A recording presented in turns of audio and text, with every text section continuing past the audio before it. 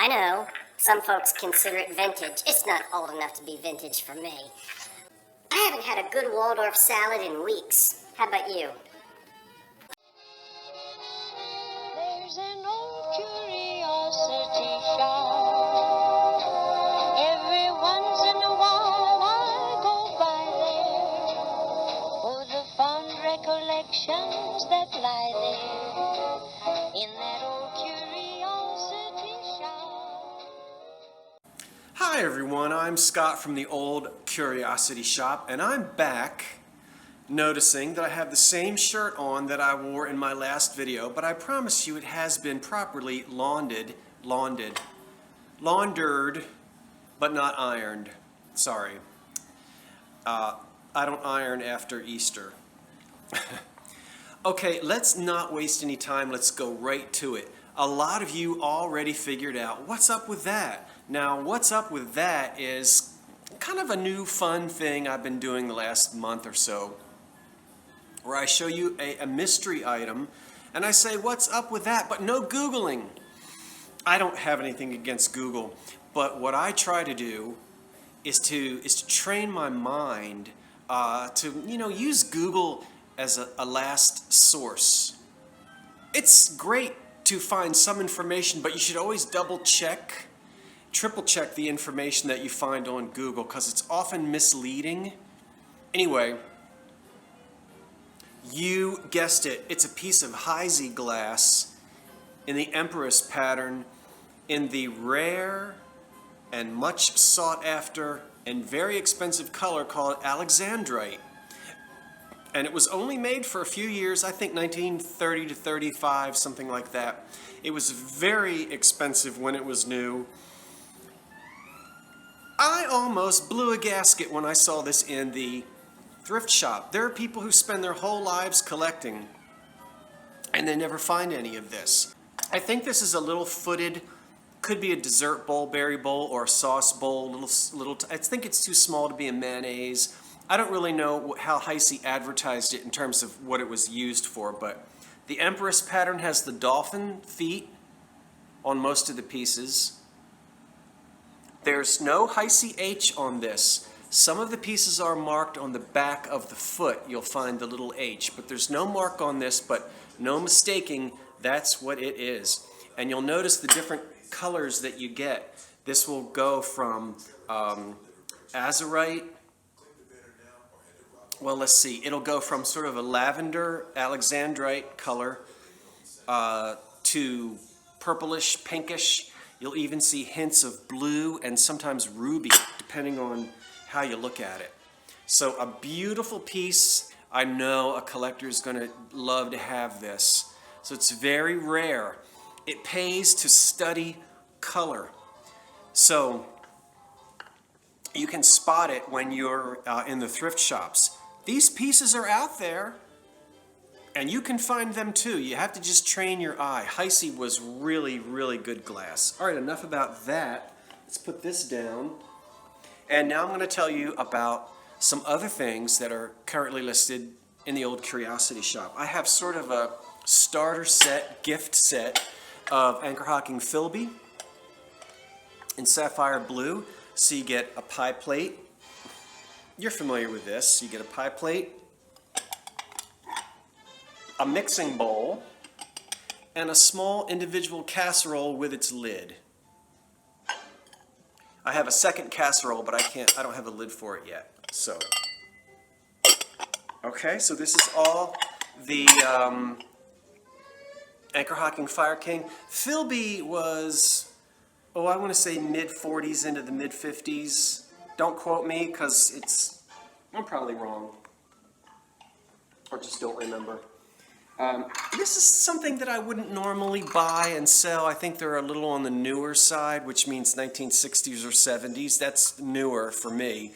Although, I know some folks consider it vintage. It's not old enough to be vintage for me. 6 lotus leaf little dessert cups here. Porcelain, very nice. I like the orange color. And these are actually marked Japan on the bottom. I think you can see there, Japan. There. Lots of little points to be chipped on these. None of these are chipped. And so 6 of them, 1, 2, 3, 4, 5, 6. No underplates. Thought I was going to say underpants. But there you have it. So those are listed. And there are no chips or cracks or any damage to the porcelain on those. Finally, I listed this bloomin' thing. I've been screaming about it for months. It is listed. I don't know if it's pink or flamingo. It's not marked, not sure who made it. It's a really neat little thing, depression dish. And somebody said it would be good to serve Waldorf salad in. I haven't had a good Waldorf salad in weeks. How about you? Anyway, that's that. Or combination salad, for those who remember combination salad. Look, anybody who grew up a United Methodist, we Methodists love us a potluck. Or actually, we didn't call them potlucks in my town. They were called covered dish dinners. Remember that? Covered dish dinners. I loved a good covered dish dinner when I was a boy. You guys have memories of that? Ugh, I could just reminisce all day about the wonderful things that came, all kinds of... Anyway, a pencil sharpener in as-is condition, but I love the as-is. It's a number 4 Boston self-feeder. Doesn't that look like that was in bolted down onto, I don't know, some old factory somewhere in Philadelphia? I don't know how old it is. Probably about, it's got to be from the Depression or before. And it sharpens. I haven't done anything to it to clean it. I love it just like that. And I don't need it or I would keep it. Sharpens pencils beautifully. And it's in the old Curiosity Shop for sale right now too. All right. What I don't have listed yet, but I'm working on, and hopefully should be listed by the time you see this video, are these things right here. Watch out for reproductions on some of these reamers, especially the jadeite. When it says sun-kissed, this is the real deal. And you'll know when you turn it upside down and look on the inside, you'll see embossed inside, it says, what does it say? It says, the Thatcher Glass Manufacturing Company, licensed, sun-kissed. And this is Elmira, New York. Okay, is that near you, D? I know you're up near Niagara. So this is the real thing, sun-kissed, and it's the milk glass reamer. That's not listed yet, but hopefully it should be in a minute. Here's a nice green reamer. A lot of reamers out there, and they are usually chipped within an inch of their lives. This one is perfect. So there's no roughness on the top, so you can use this very comfortably without thinking you're going to get little pieces of uranium glass in your orange juice. The handle isn't chipped, and the spout isn't chipped either. And this will glow beautifully under black light. So if you want one of these reamers, but every time you find them, they're all torn up, here's one that's in as good a condition as you can hope to find it, pretty much. Everybody knows what this is. If you happen to be a seller of jewelry, or you just collect it and you want to display it. Now this is an old one, and you can tell, when I say old, this really could be 1930s, 40s, 50s, 60s. It's this sort of velvet, and it sits on the table like this, the counter, and then you can display the rings, or you could even display fountain pens on here if you want. And you can just see that it's old, store display. This is great if you are a reseller of jewelry. Jewelry, you might want that. I don't know what this was used for. Now, what I mean is, well, first of all, it's made by Anchor Hocking. We can see that on the bottom. I've never seen it before. This is glass. I did not grow up with one of these. It's obviously mid-century, 50s, 60s, probably 60s. And this is plastic, but there is the metal lid up inside, as you can see. So I don't know. I'm curious if this was actually manufactured for a specific purpose, like, you know, Ovaltine or Tang. There's nothing on it. It's perfect, you know, for shaking up drinks. Maybe it was just a refrigerator water bottle. I really don't know. Different people may have used it for different things in their families. I spent about 2 minutes researching it and couldn't really find anything, so I'm just going to say 1960s anchor hocking refrigerator. It could even be a cocktail shaker, but I just don't know. I love it. It's really mid-century. I bet you guys love it too. And then, oh my goodness, I'm also going to go ahead and list this wonderful thing, and this is the Harmony House Starfire. So that's Sears and Roebuck. I just like that. I just love the image there, and it looks like it could be from the 40s. I'm not really sure about that. There's a little bit of crazing on it, but I just like that a lot. I guess it's like a serving dish. And then I'm going to sell this. Mother's Day is coming up in May, and I don't really need to give this to my mother because she's not a collector, and she doesn't have a lot of things sort of cluttered around the place.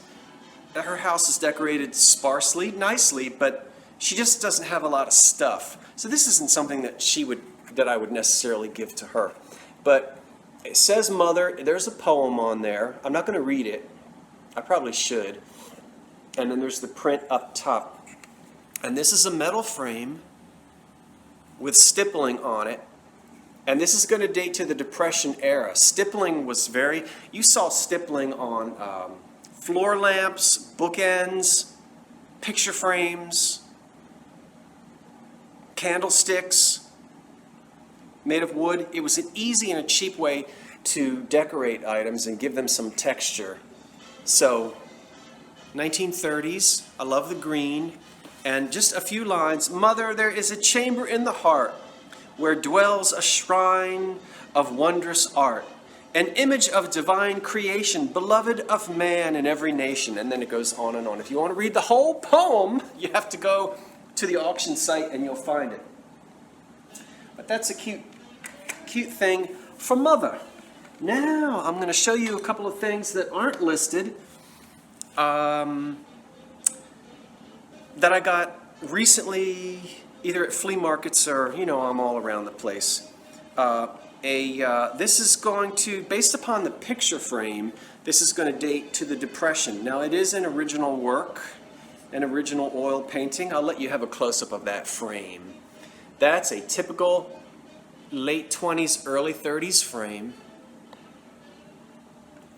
And this is an original oil, it's not textured cardboard. It may look that way in the video, but I promise you it is an oil. It's unsigned. It's, you know, an amateur. I think that they did a really nice job on it. I really like the color palette that they chose. I may end up keeping this. So that was a flea market find, and it was only a couple of dollars. I wanted to share it with you. Oh, that's not ready yet because I have to clean it, but that is a console set right there in yellow with the green candles in it. And it's wonderful. So there are lily pads with the flower, and the flower bowl in the middle, that's middle. And that's made by Hager. And that's going to be, it's early Hager. And it is a nice set, but I've got to get it all cleaned up and pictures taken and everything. I've got so much that I want to do. I've got so much I want to do. I bought 2 matching shades. These are also going to date to 1915 to $25, something like that. So these are going to be put into some of my antique light fixtures, which I'm always working on. And if you're wondering what this big thing is hanging behind me, you'll notice it is a big phonograph horn. I'm tinkering with another Edison. I got a hold of another Edison home cylinder player, about 1905, 1906. It needs work. I'm tinkering with it, but it plays the Edison 4-minute blue Amarol cylinders, and that's the horn to the machine. I just am going to be a little while working on it. But this is a blue Amarol cylinder. There's Mr. Edison himself. And these are not wax. Amarola was a kind of a plastic. It's a synthetic, and it won't break. Well, if you throw it, it can, but it's not like the wax cylinders. The wax cylinders break easily. If you leave them in a basement, they'll get covered with mold, and the mold eats the cylinders. You can't play them anymore.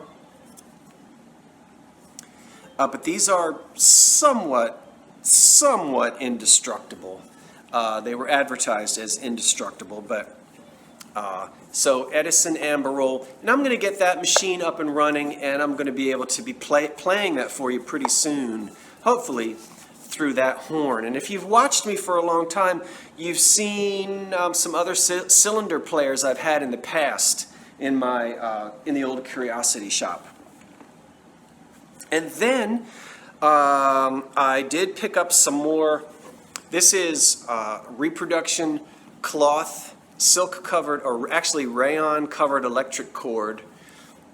This is how the old fixtures would be wired. And when I get nice fixtures like these, and boy, these are beauties.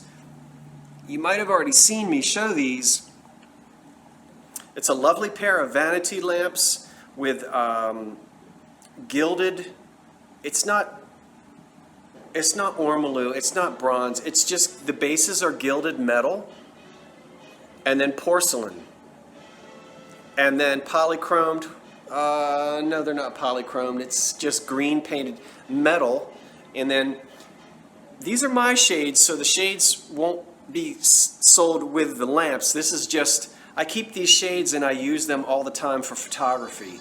But this shows you what the lamps would look like with shades on them.